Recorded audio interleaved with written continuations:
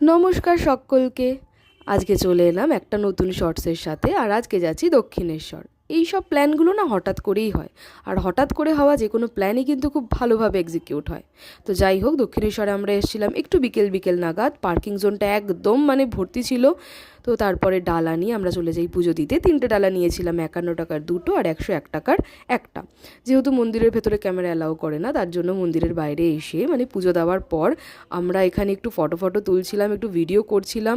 আর এই হলো আমাদের সবার। আর রঞ্জনদা ইপসিতা দেখো কি সুন্দর, দুজনেরা ম্যাচ করে পরে এসছে, খুব সুন্দর লাগছিল ওদেরকে দেখতে। অ্যানিভার্সারি থেকে ভাবছিলাম পুজো দেবো, দেওয়া হয়নি। আর দিদারও শরীর খারাপ থাকার জন্য দেওয়া হচ্ছিল না, তো একসাথেই ভাবলাম দেওয়া হোক। আর এদিনকে একটু ভিড় ছিল, কারণ সেদিনকে রামকৃষ্ণদেবের জন্মতিথি ছিল। আর এমনিতেও তো সোমবার মঙ্গল আর শনিবার ভিড় হয়।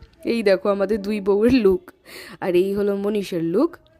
তো বলেছিলাম পাঞ্জাবি পরতে, কিন্তু ও বললো না, ও পাঞ্জাবি পরলে একটুখানি অসুবিধা হবে, তাই পরে। আর যে দেখছো জিন্সের প্যান্টটা গোটানো, এই কারণ আমরা তারপরে গঙ্গায় যাচ্ছিলাম জল ভরতে, তার জন্য জিন্সের প্যান্ট গুটিয়ে হাতে বোতল নিয়ে দাঁড়িয়েছিল। আর তারপরে আমরাও দুজন পোজ দিয়ে ফটো তুলে নিলাম। আমাদের কিন্তু ম্যাচটা বাই চান্স হয়ে গেছে, আমরা প্ল্যান করে করিনি। কি অসভ্য কি তুলছে দেখো, এত অসভ্য।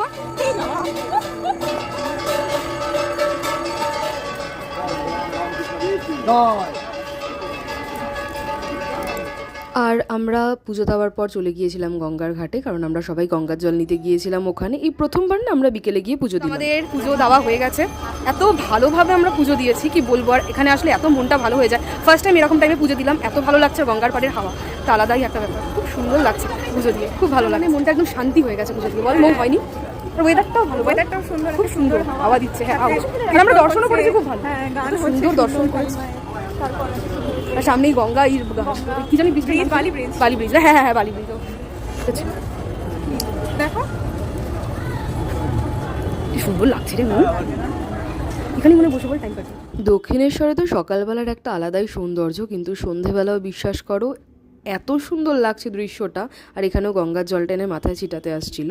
আর যাই হোক, তারপর আমরা চলে যাই যে দোকান দিয়ে ডালা নিয়েছিলাম সেটা দিতে। আমরা 45 নম্বর দোকান দিয়ে কিন্তু ডালাটা নিয়েছিলাম। হ্যাঁ, আমরা এসছি চোনালয় ফুড প্লাজাতে। আর এখানে যে প্রভু বলে যে দোকানটা, ওটাতে যাচ্ছি। আর পুজোর পর হিঙের কচুরি খাবো না তা কি হয়, তাই নিয়ে নিয়েছিলাম হিঙের কচুরি, সাথে গরম গরম ছোলার ডাল আর আলুর তরকারি, এদিকে ছিল রসগোল্লা। আর খেয়ে দিয়ে ডিরেক্ট রওনা দিলাম বাড়ির জন্য। কি বলেছে বলো, মৌয়ের রিসেপশন কোথায় হবে? বলতে ছেলের বাড়ি।